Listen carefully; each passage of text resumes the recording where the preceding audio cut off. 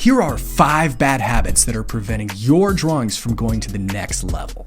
Number 1, your pencil sketch is too strong. We're gonna start simple and then get more complex as the video goes with lots of examples. You won't be able to erase what you're doing. You ideally wanna draw so lightly that you can barely see it. That way you can erase it properly. The worst thing that you can do is when you're done, you have to erase so much that it actually takes away from the line art.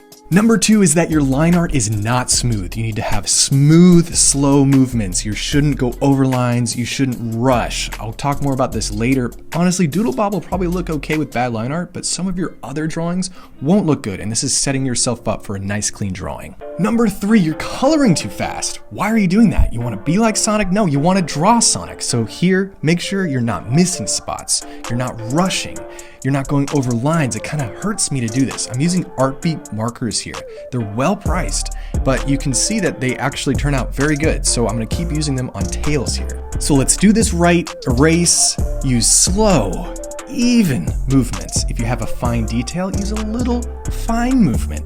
And sometimes you want to use a second coat to really get a flat look. And if you're unfamiliar with markers, you can use a swash sheet. So Tails is literally holding this drawing together. Number 4 is you have random arm movements. You're dancing like Squidward out there. You're drawing, but moving too fast. You're moving up, going over lines. If you have a complex line, you're adding it all together at once and not taking your time. Here's what not to do. You're going up, you're going too long, you're doing complex movements and shapes instead of simple ones. Instead, you want to be moving down. Use your wrist, use a similar motion all the time. Also, it's good to think about little delicate motions. Sometimes that's needed for line work, especially on the edges when a point ends. Move down, try using your shoulder instead of your wrist for a long draw. Plus, the left side in this case is going to be more fine than the right side. The left side is going to look cleaner than the right. So keep that in mind. Practice different variable shapes and shades. Here we are putting it all together. And something else, draw with rotating your drawing. That way you get the same movements regardless of which part of the drawing you're doing. You can literally see the differences here, but we have another bad habit. You don't know what to draw. I'm going to draw a skull/masked character. This is a character I've been drawing in one way or another for over a year now. And it's not the most original or most amazing thing, but it's something I've become really familiar with and well accustomed to. I'm using Artbeek markers to do the coloring to prove that you don't need to have complex or really expensive markers to make a nice finished piece.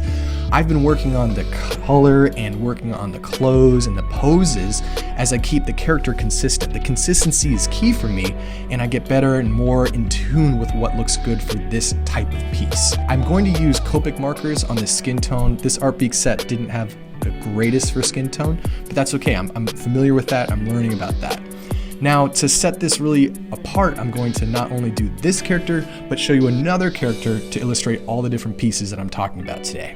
This last character is a heart guy. I don't mind drawing it over and over because it's something I came up with and it means something to me. It stands for how my son has a heart condition, so I don't mind drawing over and over, refining. In this case, I'm using Ohuhu markers, which are nice and similarly priced to the Artbeek. But this is to show you, and you can take a pick at the end of which one you think is better or whatnot. They both turn out great. I think the only issue, if you're picking markers, is what colors do you want?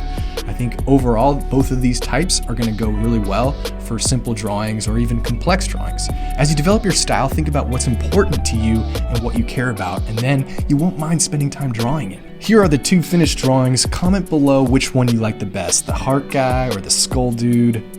Please don't say Doodlebob or Among Us. Give me a break.